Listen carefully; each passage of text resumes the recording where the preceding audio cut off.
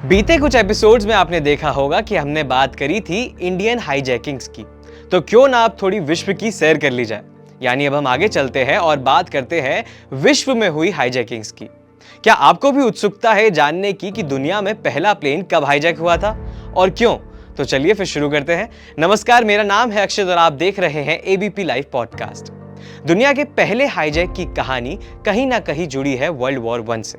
पहला विश्व युद्ध, जिसे ग्रेट वॉर के नाम से भी जानते हैं, एक ग्लोबल कॉन्फ्लिक्ट था जो कि चला था 1914 से 1918 तक। ये वॉर दो गठबंधनों यानी कॉलिशंस के बीच, फ्रेंडली कंट्रीज और सेंट्रल पावर्स के बीच हुआ। कई कॉन्टिनेंट्स में यानी महाद्वीपों में हुआ, समुद्र में हुआ, हवा में हुआ। अब इसी वॉर के टाइम पे कई स्पाइज हुआ करते थे जिनका काम होता था इंफॉर्मेशन को इकट्ठा करना या कोई गलत इंफॉर्मेशन फैलाना जिससे उनकी साइड को फायदा हो। तो उसी वर्ल्ड वॉर 1 में एक स्पाई थे, बैरन फ्रांज नोब्स्का, जिन्होंने ऑस्ट्रिया और हंगरी के लिए जासूसी करी एक चरवाहा के रूप में ट्रांसिल्वेनिया में। इन्होंने अल्बेनियन वॉर टाइम वॉलंटियर्स का एक ग्रुप भी लीड किया। बैरन फ्रांज पेशे से एक हंगेरियन एरिस्टोक्रेट थे, एडवेंचरर थे, जियोलॉजिस्ट थे, स्कॉलर थे, पैलेंटियोलॉजिस्ट थे और अल्बानियोलॉजिस्ट भी थे। इनको पैलियोबायोलॉजी के फाउंडर्स में से एक माना जाता था। ये तो थी इनकी बात। अब जब युद्ध के अंत में ऑस्ट्रिया और हंगरी हार गए, तब बैरन फ्रांस का नेटिव ट्रांसिल्वेनिया रोमानिया को सौंप दिया गया, जिसके परिणाम स्वरूप ये हुआ कि बैरन को अपनी सारी संपत्ति से हाथ धोना पड़ा। अब यहाँ बैरन के मन में एक ख्याल आया देश छोड़ने का, लेकिन बैरन को पासपोर्ट नहीं मिल रहा था। बार बार वो पासपोर्ट पाने में असमर्थ हो रहे थे। अब यहाँ देश छोड़ने का एक यही कारण नहीं था, बल्कि एक कारण और था।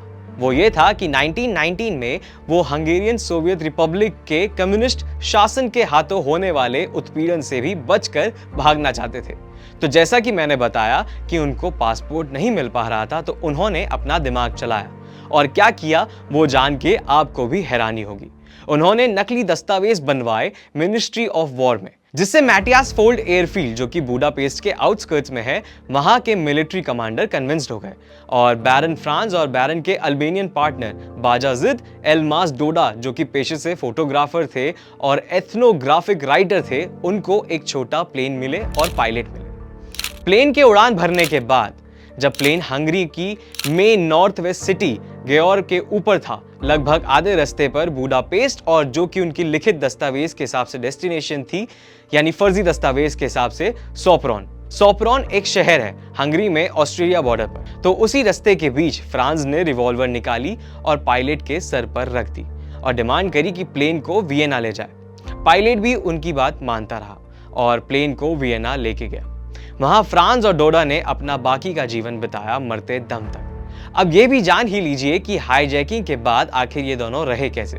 फ्रांस ने नौकरी ढूंढी और 1925 में हंगेरियन इंस्टीट्यूट ऑफ जियोलॉजी के हेड के तौर पर काम किया, लेकिन कम समय के लिए। उसके बाद एक लाइफ लॉन्ग स्ट्रगल के बाद, डिप्रेशन से डील करने के बाद, अपने फाइनेंशियल डिफिकल्टीज फेस करने के बाद, एक दिन फ्रांस ने ही डोडा को गोली मार दी जब वो सो रहा था, और उसके बाद खुद पर ही गन तान ली मर्डर सुसाइड एक्ट में। यानी जब आप खुद को मारने से पहले दूसरों को मारते हो, उसे मर्डर सुसाइड एक्ट कहते हैं। लेकिन जो इंसान अपने 20s में फेमस था, उसकी मौत गरीबी और गुमनामी में हुई।